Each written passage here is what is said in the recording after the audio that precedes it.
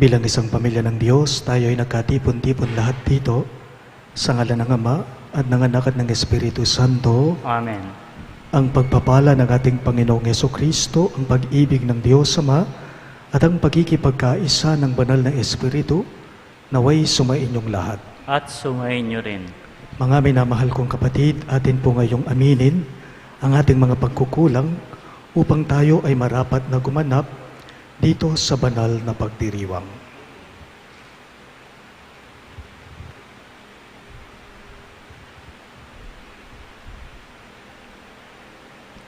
Inaamin ko sa makapangyarihang Diyos at sa inyo mga kapatid, na lubha akong nagkasala sa isip, sa salita at sa gawa, at sa aking pagkukulang.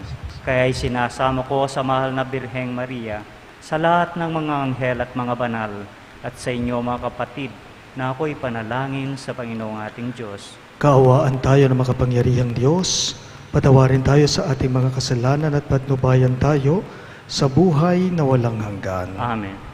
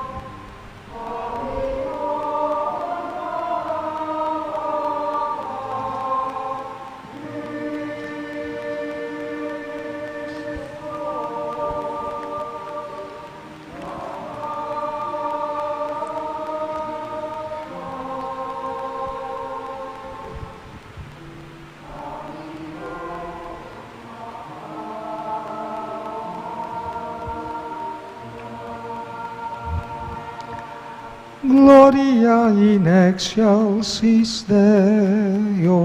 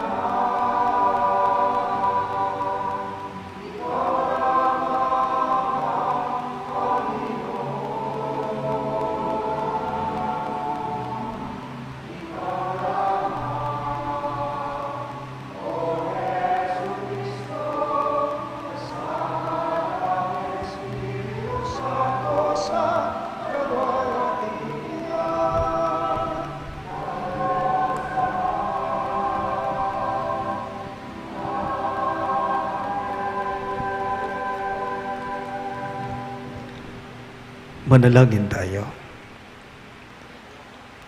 Ama naming makapangyarihan, ang iyong pinakadakilang magagawa ay magpatawad at ang iyong laging ipinakikita ay pagkahabag. Padaluyin mo sa aming walang humpay ang kagandahang loob mong sa aming inilaan upang sa pagkakamit namin sa pangako mong bigay, kami gawin mong kasalo sa ipagkakaloob mo sa kalangitan. Sa pamamagitan ni Jesucristo kasama ng Espiritu Santo, magpas sa walang hanggan. Amen.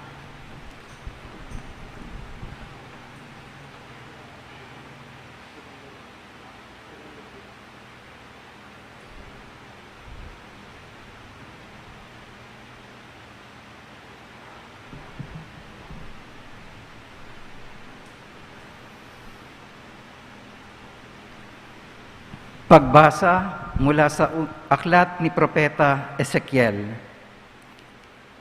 Ito ang sinasabi ng Panginoon. Marahil ay sasabihin ninyong hindi tama ang ginagawa ko. Makinig kayo, mga Israelita. Matuwid ang aking tuntunin. Ang pamantayan ninyo ang baluktot. Kapag ang isang taong matuwid ay nagpakasama, mamamatay siya dahil sa kasamaang ginawa niya. At ang masamang nagpakabuti at gumawa ng mga bagay na matuwid ay mabubuhay. Dahil sa pagtalikod sa nagawa niyang kasamaang noong una, mabubuhay siya, hindi mamamatay. Ang salita ng Diyos. Salamat sa Diyos. Salmong tugunan. Ang tugon po natin, Poon iyong gunitain, wagas mong pag-ibig sa akin. Ulitin po natin. Poon iyong gunitain, wagas mong pag-ibig sa akin. Ang kalooban mo'y ituro, O Diyos, ituro mo sana sa aba mong lingkod. Ayon sa matuwid, ako ay turuan. Ituro mo poon ang katotohanan, tagapagligtas ko na inaasahan. Poon iyong ginatain, wagas mong pag-ibig sa akin. Poon gunutain, pag-ibig mong wagas, at ang kabutihang noon pa'y nahayag. Patawarin ako sa pagkakasala, sa kamalian ko nang ako'y bata pa. Pagkat pag-ibig mo'y hindi magmamaliw, ako sana poon ay alalahanin. Poon iyong gunitain, wagas mong pag-ibig sa akin. Mabuti ang poon at makatarungan sa mga salari, guro at patnubay. Sa mababang loob siya yaong gabay at nagtuturo ng kanyang kalooban. Poon iyong gunitain, wagas mong pag-ibig sa akin.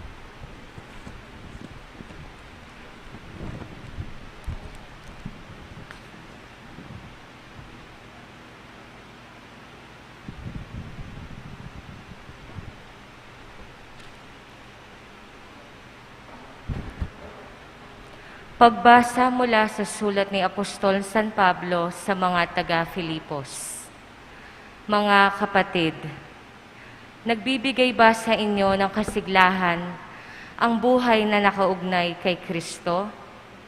Naaaliw ba kayo ng Kanyang pag-ibig? May pagkakaisa ba kayo sa Espiritu Santo? Kayo ba'y may nadaramang hangarin na tumulong sa iba? Kung gayon, lubusin ninyo ang aking kagalakan, maghari sa inyo ang pagkakasundo. Mabuklod kayo sa nag-iisang pag-ibig at maging isa kayo sa puso't diwa. Huwag kayong gagawa ng anumang bagay dahil lamang sa hangad ninyong matanyag. Bagkus, magpakababa kayo at huwag ipagpalagay na kayo'y mabuti kaysa sa iba. Ipagmalasakit ninyo ang kapakanan ng iba, hindi lamang ang inyong sarili. Magpakababa kayo tulad ni Jesus Kristo. Ang salita ng Diyos. Salamat sa Diyos. Magsitayo po tayo para sa mabuting balita.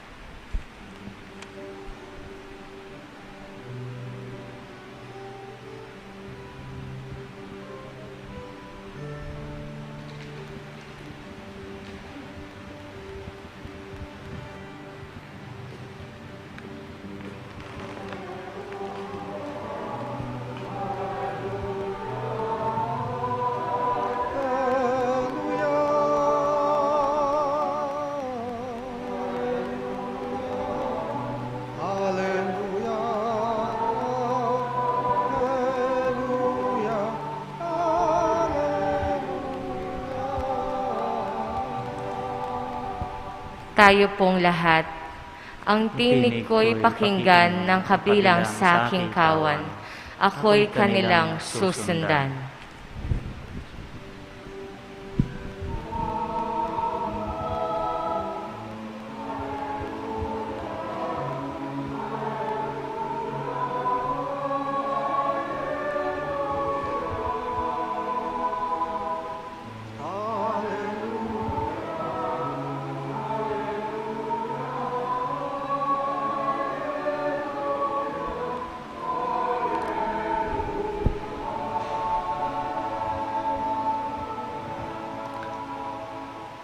Sumainyo ang Panginoon. At sumainyo rin.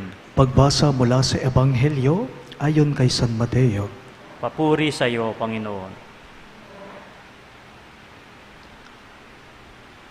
Noong panahong yun, sinabi ni Jesus sa mga punong saserdote at mga matatanda ng bayan, "Ano ang palagay ninyo rito? May isang tao na may 2 anak na lalaki. Lumapit siya sa nakatatanda at sinabi, 'Anak, lumabas ka at magtrabaho sa ubasan ngayon.' 'Ayoko po,' tugon niya. Ngunit nagbago ang kanyang isip at siya'y naparoon. Lumapit din ang ama sa ikalawa at gayon din ang kanyang sinabi. 'Opo,' tugon nito, ngunit hindi naman naparoon.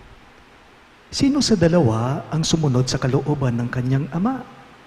'Ang nakatatanda po,' sagot nila. Sinabi sa kanila ni Jesus, "Sinasabi ko sa inyo, ang mga publikano at masasamang babae nauuna pa sa inyong pasakop sa paghahari ng Diyos, sapagkat naparito sa inyo si Juan at ipinakilala ang matuwid na pamumuhay at hindi ninyo siya pinaniwalaan. Ngunit, pinaniwalaan siya ng mga publikano at ng mga masasamang babae. Nakita ninyo ito, subalit hindi pa rin kayo nagsisi at naniwala sa Kanya." Mga kapatid, ang mabuting balita ng ating Panginoon. Pinupuri ka namin, Panginoong Jesucristo.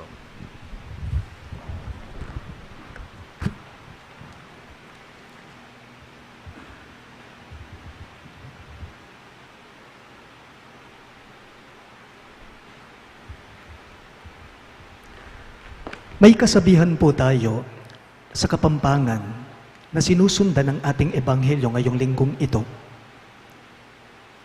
Sabi po nito, "Tangong dasti ban agad mikawani." Marahil halos lahat tayo ay familyar o alam natin ang kasabihang ito sa Pampango. "Tangong basti ban agad mikawani." Pero ewan ko lang kung sino si Baste. Hindi ko siya kilala. Wala akong alam tungkol sa kanya, kung sino siya.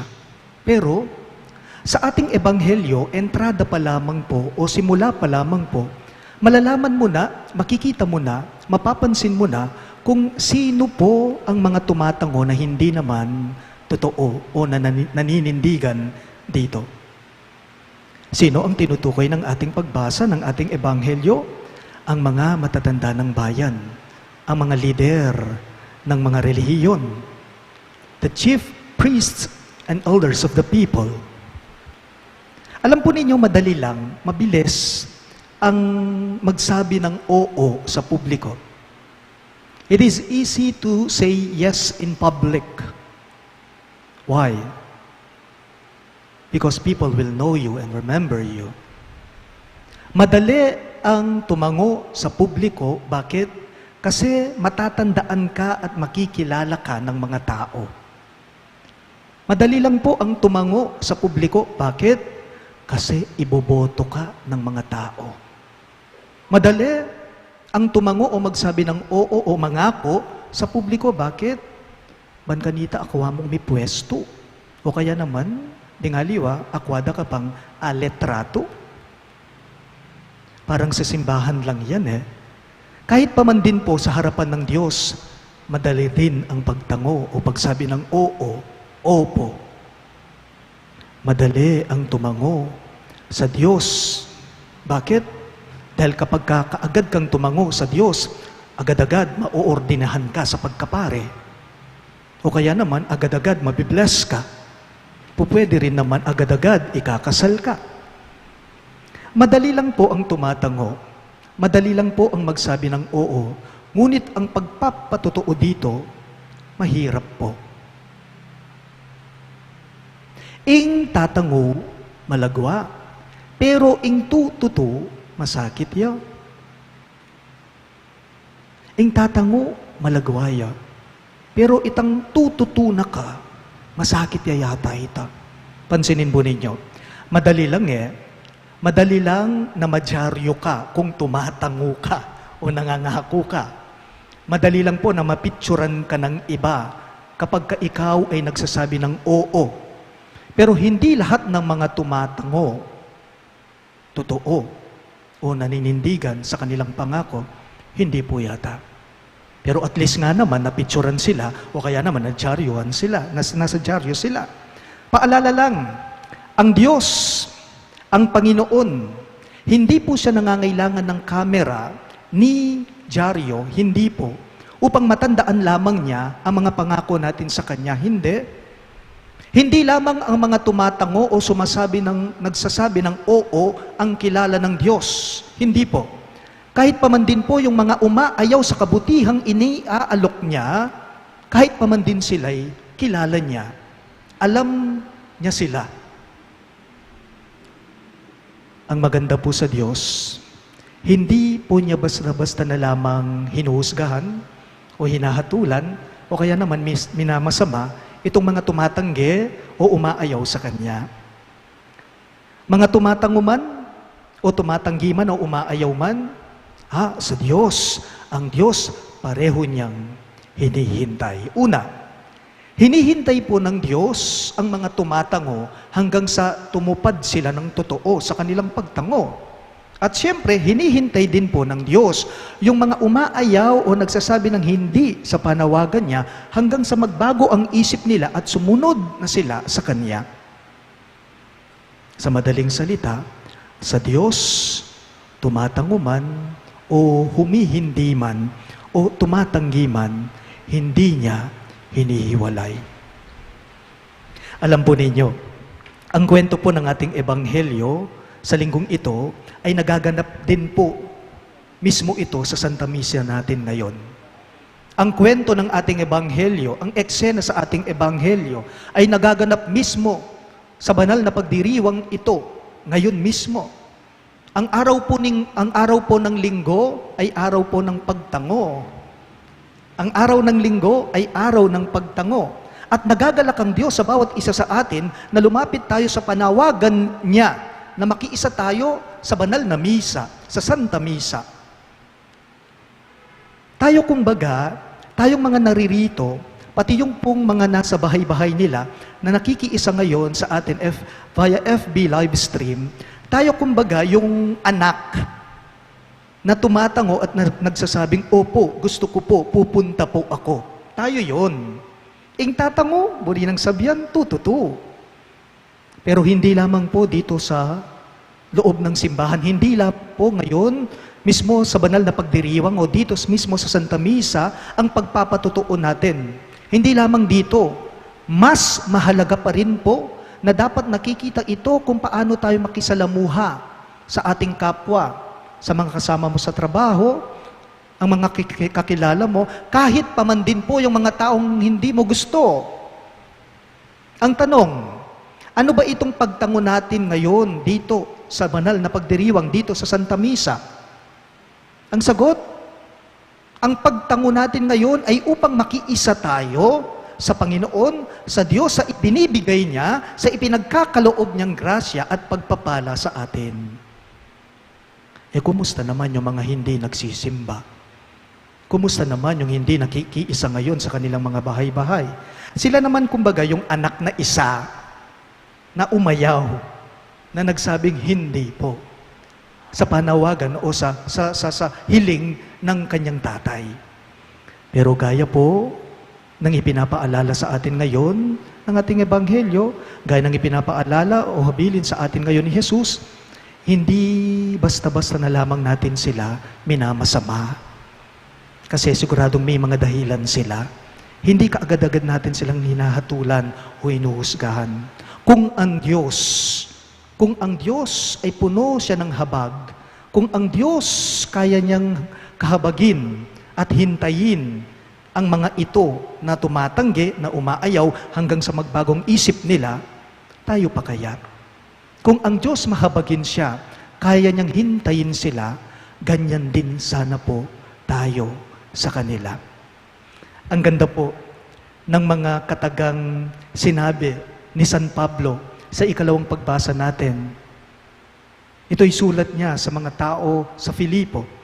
Sabi po ni San Pablo, kailanman huwag mo sanang iisipin na mas mabuti ka kaysa sa iba.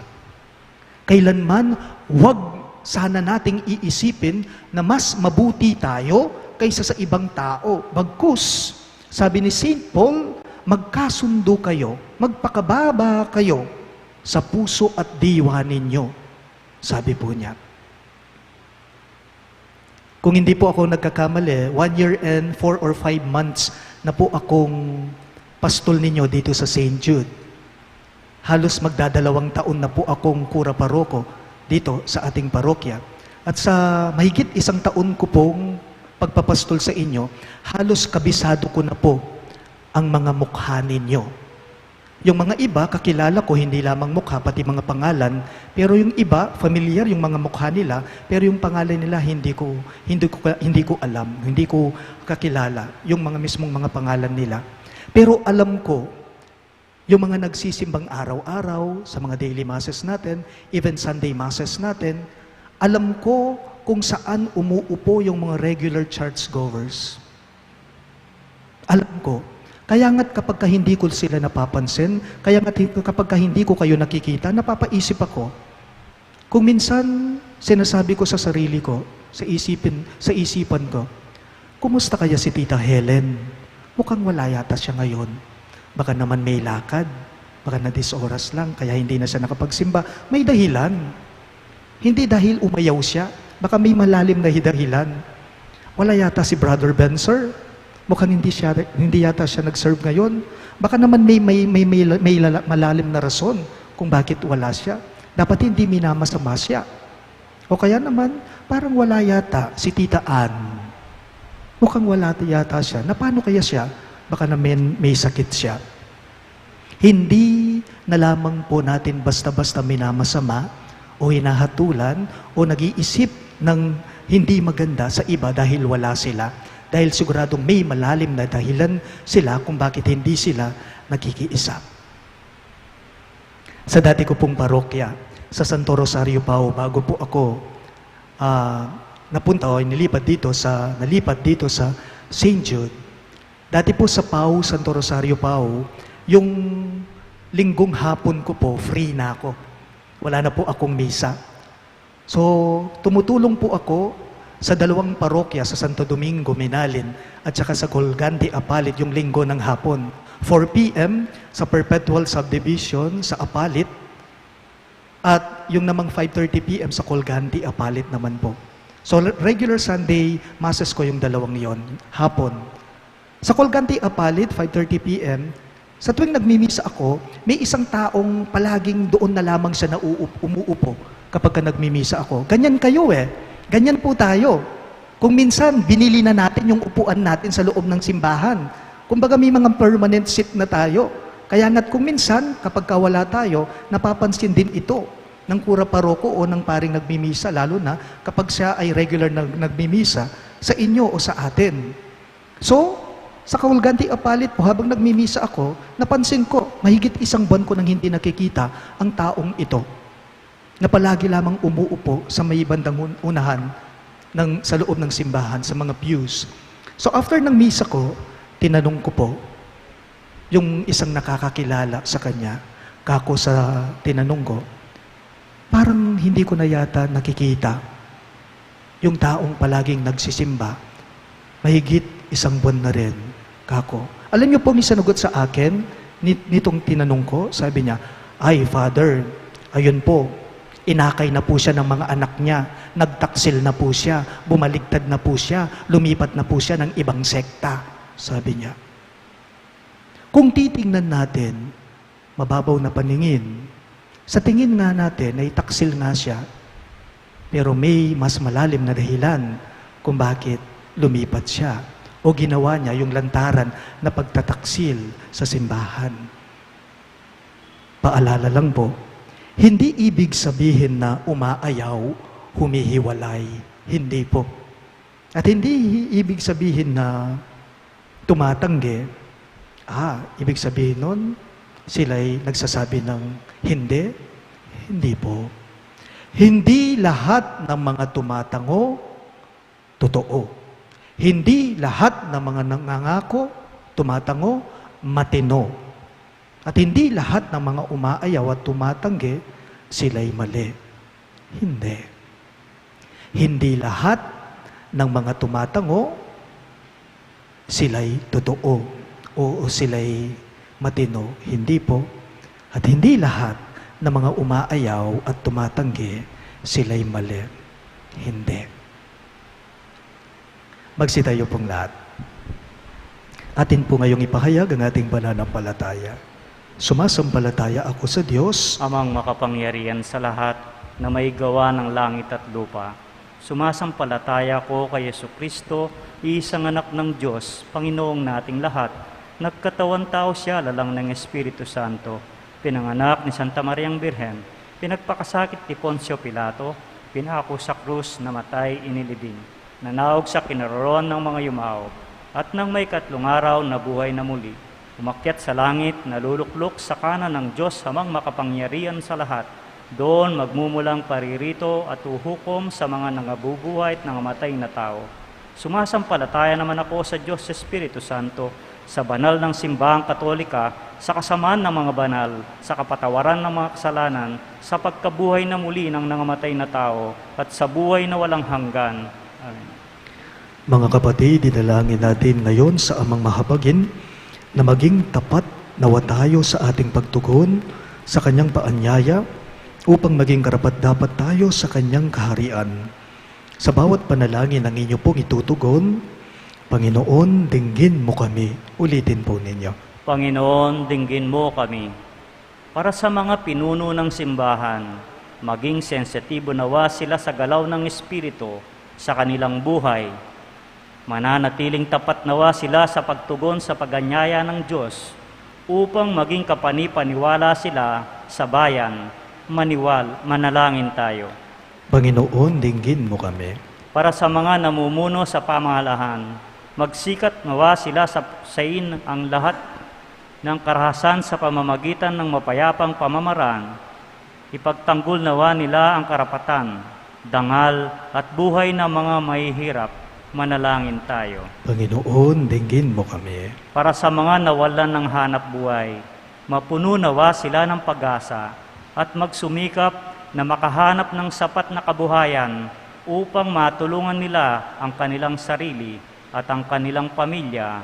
Manalangin tayo. Panginoon, dinggin mo kami. Para sa mga manlalayag at sa kanilang pamilya, upang patuloy silang maging matatag sa kanilang pananampalataya at makaiwas anumang uri ng unos at pagsubok sa buhay, manalangin tayo. Panginoon, dinggin mo kami. Para sa mga kapatid nating yumao, makamtan nawa nila ang walang hanggang awa at kaligayahan sa piling ng Diyos Ama, manalangin tayo. Panginoon, dinggin mo kami.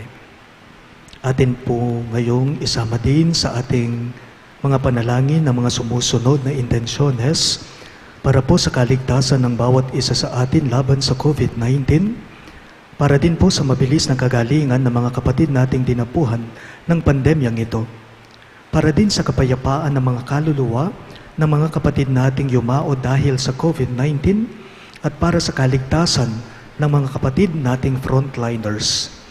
Para din po sa pasasalamat ni na pamilya ni Lori Jimenez at pamilya Bacchiano. Para din po sa kaarawan ni Jillian Manaloto. Para sa espesyal na kahilingan ni na Christian Joshua Angeles, Maribel Mandela, Leila Abyog, Rowelyn Anikdaw, Philip Menjola Sr., Jonel Pamintuan, Mary Manette Pineda, Mary Grace Sabado, Joel Dimitri at Karen Joy De Jesus, pamilya ni na Lenin at Evelyn Malang, pamilya ni na Michael at Nida Orquico, at Maricris Paldeng Sabado.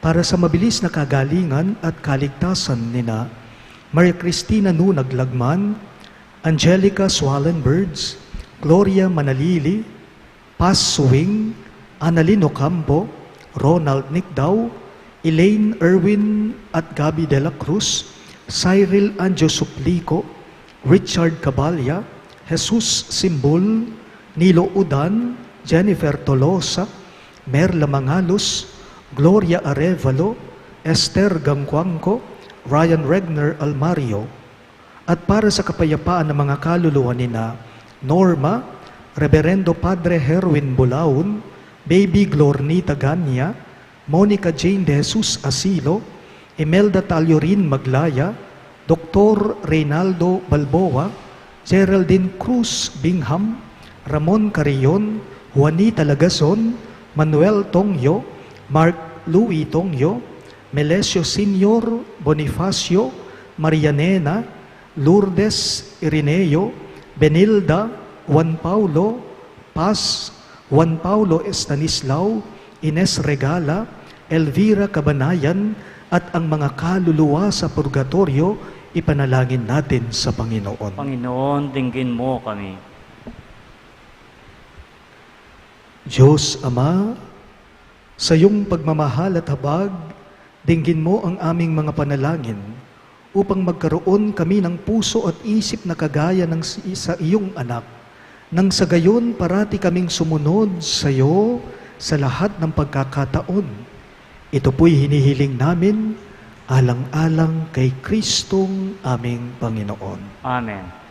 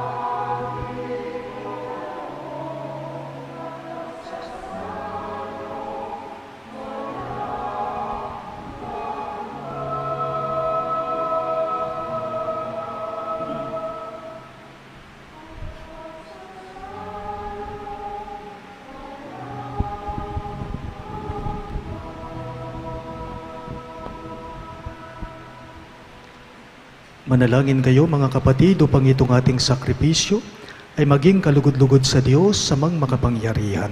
Tanggapin nawa ng Panginoon itong paghahain sa iyong mga kamay, sa kapurihan niya at karangalan, sa ating kapakinabangan at sa buong sambayanan niyang banal.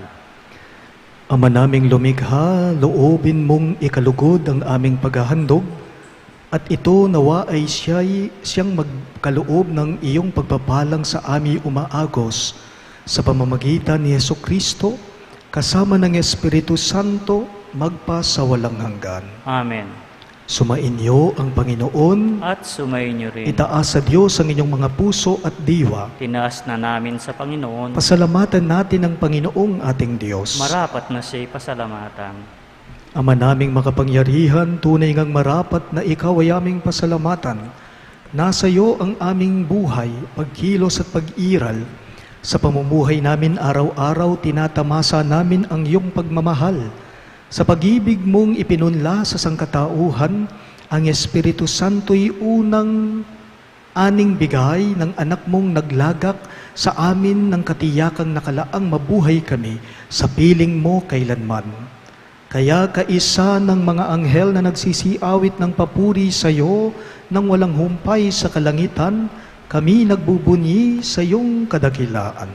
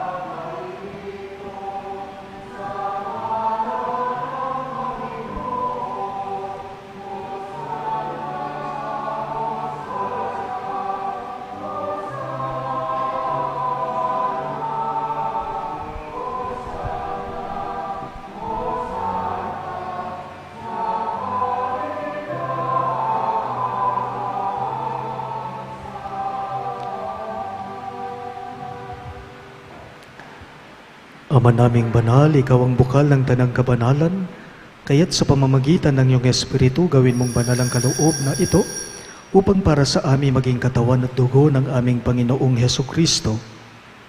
Bago niya pinagtiis ang kusang loob na maging handog, hinawakan niyang tinapay, pinasalamatan kanya, pinaghati-hati niya iyon at iniabot sa kanyang mga alagad at sinabi, "Tanggapin ninyong lahat ito at kanin.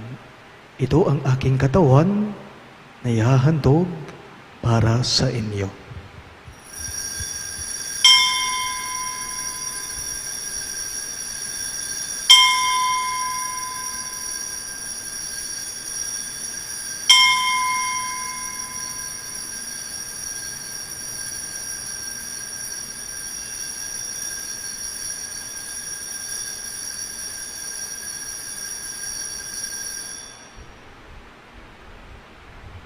Gayun din naman, pagkatapos ng hapunan ay kinuha niyang kalis. Muli kanyang pinasalamatan at iniabot ang kalis sa kanyang mga alagad at sinabi, "Tanggapin ninyong lahat ito at inumin. Ito ang kalis ng aking dugo. Dugo ng bago at walang hanggang tipan na para sa inyo at para sa lahat ay bubuhos sa kapagpapatawad ng mga kasalanan. Gawin ninyo ito bilang pag-alala sa akin."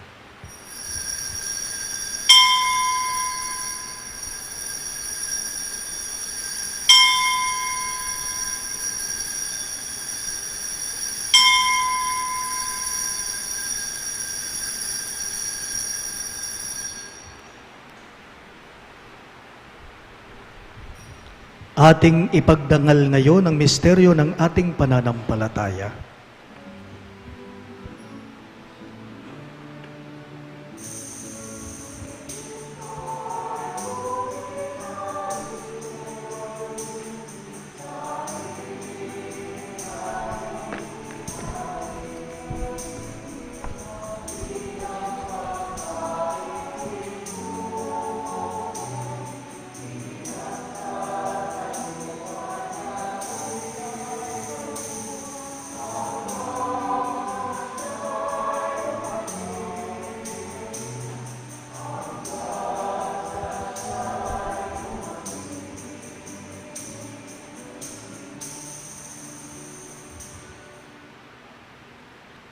Ama, ginagawa namin ngayon ang pag-alala sa pagkamatay at muling pagkabuhay ng iyong anak, kaya't iniaalay namin sa iyo ang tinapay na nagbibigay buhay at ang kalis na nagkakaloob ng kaligtasan.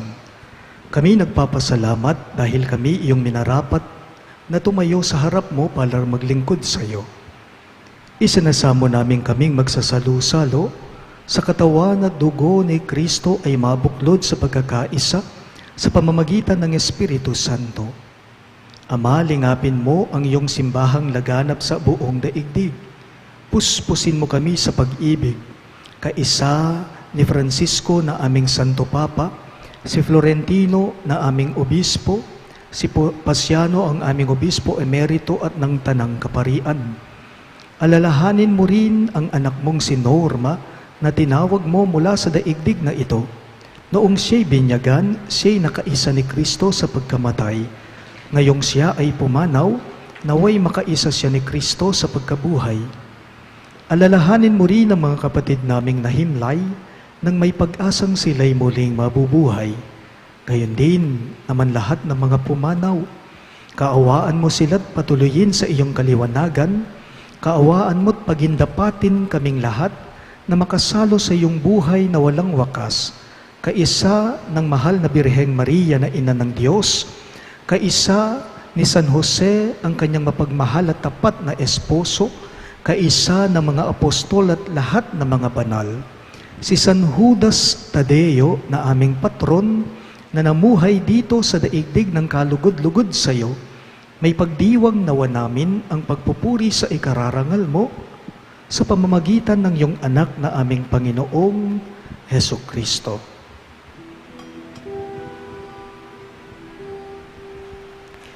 Sa pamamagitan ni Kristo, kasama niya sa Kanyang ang lahat ng parangal at papuri ay sa iyo, Diyos Ama, makapangyarihan, kasama ng Espiritu Santo,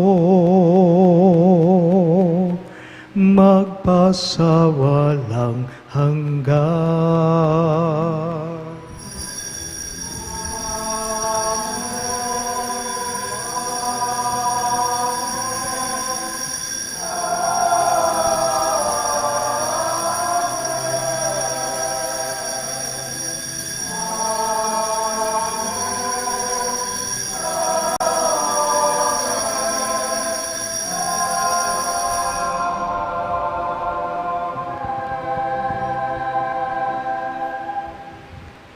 Bilang mga anak na inampon ng ating mahabaging Diyos, lakas loob natin ngayong dasalin ang panalangin itinuro ni Jesus sa atin.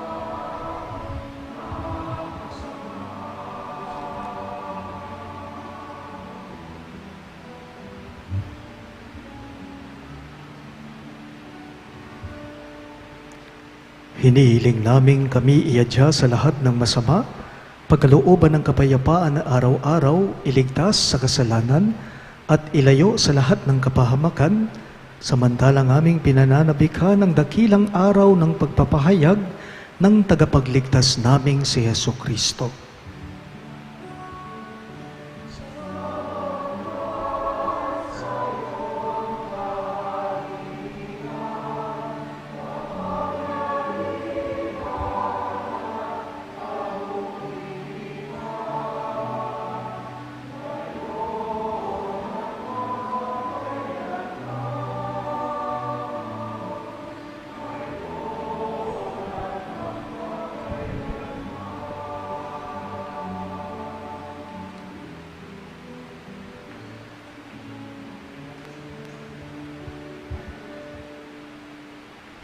Panginoong Jesucristo, sinabi mo sa iyong mga apostol, kapayapaan ang iniiwan ko sa inyo, ang aking kapayapaan ang ibinibigay ko sa inyo. Tunghayan mo ang aming pananampalataya at huwag ang aming pagkakasala. Pagkalooban mo kami ng kapayapaan at pagkakaisa, ayon sa iyong kalooban, kasama ng Espiritu Santo, magpa sa walang hanggan. Amen. Ang kapayapaan ng Panginoon ay laging sumainyo, At sumainyo rin. maghangad at magbigayan ngayon kayo ng kapayapaan sa isa't isa.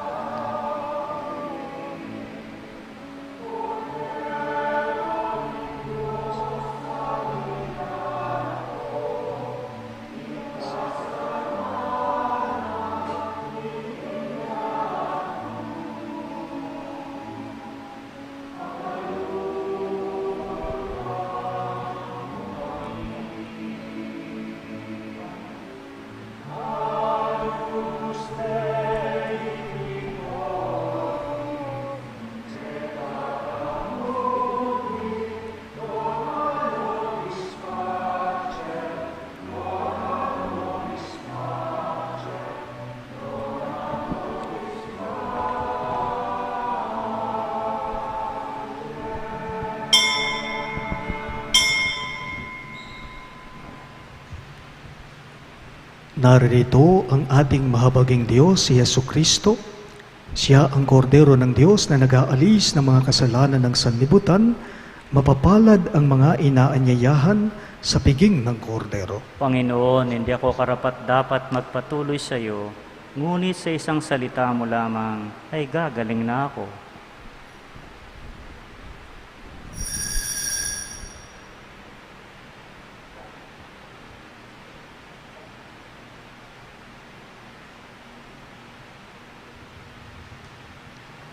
Katawan ni Kristo, Amen.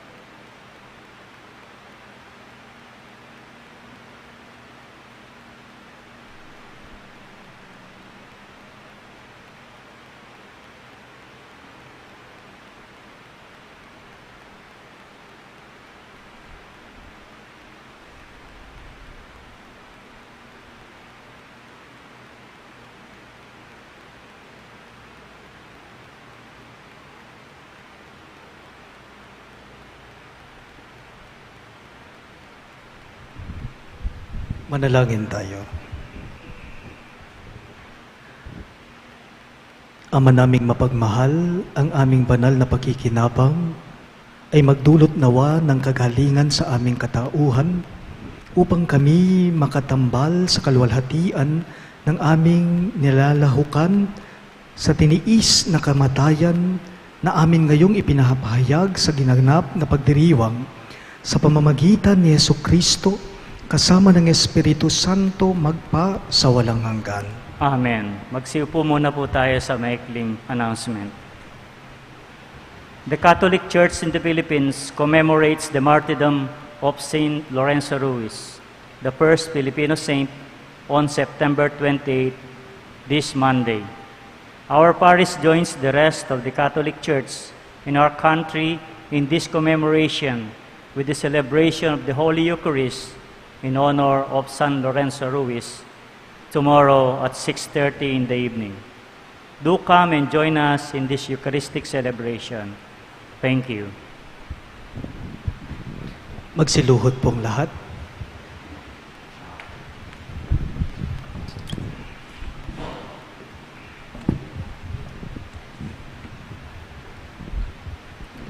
Ang Oratio Imperata laban sa paglaganap ng pandemyang COVID-19. Manalangin tayo. Makapangyarihan at mapagmahal na Ama, nagsusumamo kami sa iyo upang hilingin ang iyong patnubay laban sa COVID-19 na nagpapahirap sa marami at kumitil na ng mga buhay. Gabayan mo ang mga dalubhasang naatasan na tumuklas ng mga lunas at paraan upang ihinto ang paglaganap nito. Patnubayan mo ang mga lumilingap sa may sakit upang ang kanilang pagkalinga ay malaki pa ng husay at malasakit. Itinataas namin ang mga nagdurusa, makamtan nawa nila ang mabuting kalusugan. Lingapin mo rin ang mga kumakalinga sa kanila. Pagkamitin mo ng kapayapaang walang hanggan ang mga pumanaw na. Pagkalooban mo kami ng biyaya na magtutulong-tulong tungo sa ikabubuti ng lahat. Pukawin mo sana sa amin ang pagmamalasakit sa mga nangangailangan. Nagsusumamo kami na iyong ihinto na ang paglaganap ng virus at ipagadya kami sa lahat ng mga takot. Hinihiling namin ito sa pamamagitan ni Jesucristo na nabubuhay at naghaharing kasama mo at ng Espiritu Santo, iisang Diyos, magpa sa walang hanggan. Amen. Dumudulog kami sa iyong patnubay, mahal na Ina ng Diyos. Pakinggan mo ang aming mga kahilingan sa aming pangangailangan at ipagadya mo kami sa lahat ng kasamaan, malwalhati at pinagpalang Birhen. Amen. Mahal na Birhen, mapagpagaling sa may sakit, Ipanalangin mo kami. San Rafael Arcangel, Ipanalangin mo kami. San Judas Tadeo, Ipanalangin mo kami. San Jose, Ipanalangin mo kami. San Roque, Ipanalangin mo kami. San Lorenzo Ruiz, Ipanalangin mo kami. San Pedro Calungsod, Ipanalangin mo kami. Santo Cristo del Perdon. Maawa ka sa amin.